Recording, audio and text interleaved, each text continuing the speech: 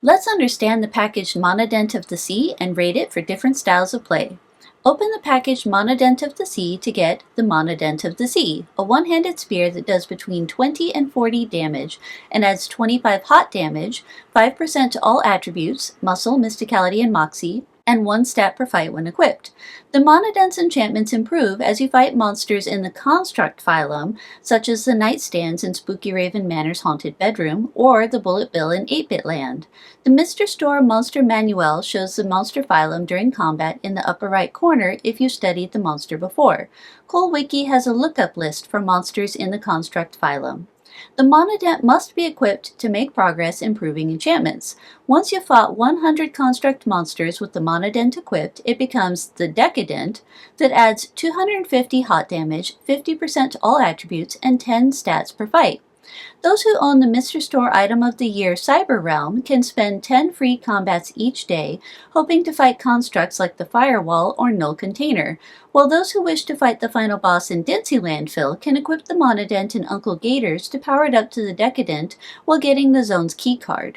You will not typically encounter enough construct monsters to power up the Monodent fully before defeating the Naughty Sorceress. Just like the Prismatic Beret, Inventory Search will use the powered-up name of the Monodent instead of its original name. The Monodent lets you craft one new item, the one-handed tradable spear Dentident, using a Fixident and 1 loose teeth. Equipping the Monodent gives you access to 2 combat skills and 1 non-combat skill. The non-combat skill, Summon a Wave, can be cast once per day to make your most recent zone underwater until rollover, so long as the zone wasn't underwater already.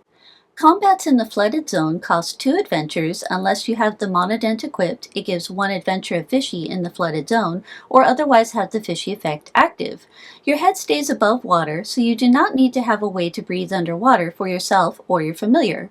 You can flood zones that are closed, such as the Crypt, or zones that can only be accessed under certain conditions, such as the Red Queen's Garden, so be careful when choosing to flood a zone.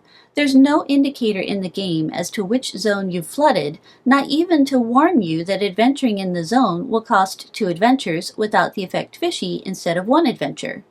Flooding a zone enables underwater mechanics such as pulled taffy combat items and dolphins. Item and meat drops are increased by 30% in the flooded zone. Consider the need to have the Fishy effect active or keep the Monodent equipped before flooding a zone, since there's no way to undo the flooding before rollover. The combat skill Throw a Lightning Bolt can be used up to 11 times per day to immediately end combat and banish the monster for the rest of the day, unless the monster is immune to insta-kill like bosses. Items and meat drop from the monster as usual, and the combat uses an adventure if it normally would. Throwing a lightning bolt at a second monster frees the first, so you may want to use the lightning bolt in different zones to avoid conflicts.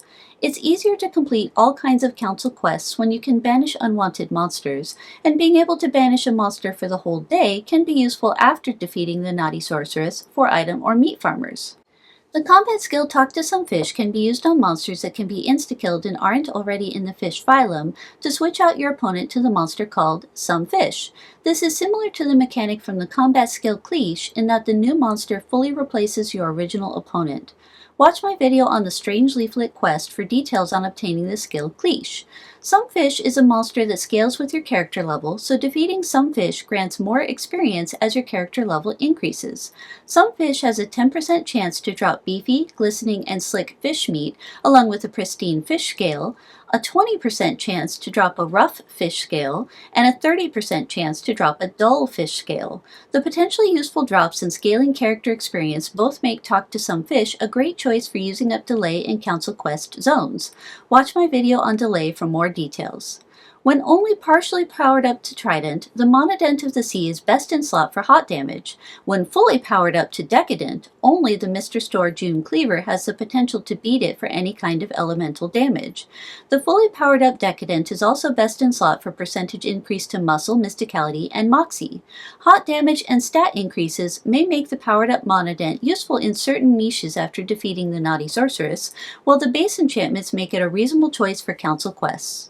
So how does the packaged Monodent of the Sea measure up?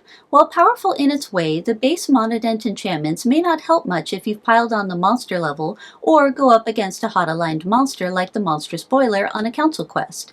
If you find yourself in a tight spot, transforming your opponent into a powerful some fish won't really help. Flooding a zone also has the potential to ruin your day if you need to equip a weapon other than Monodent and lack an easy source of the effect Fishy. I rate the Monodent of the Sea 1 out of 5 stars for quality of life. 11 all-day monster banishes, swapping out unwanted monsters for some fish, and the ability to add 30% meat and item drops to a zone for the whole day gives lots to love for item and meat farmers. I rate the Monodent of the Sea 3 out of 5 stars for farming. Hot damage helps with PvP minigames such as the current season's Hot for Teacher, increasing attributes helps with several minigames, and banishing monsters can help increase the kill count of targeted monsters like the Ice Skate in the minigame Ice Hunter. I rate the Monodent of the Sea 2 out of 5 stars for PvP. Banishing monsters may help speedrunners save adventures, but has less of an impact given that several other Mr. Store items in Standard also offer banishes. Changing monsters into some fish doesn't save adventures directly outside the current 11,037 Leagues Under the Sea special challenge path. I rate the Monodent of the Sea 2 out of 5 stars for speedruns. I hope this helps you decide if you should pick one up.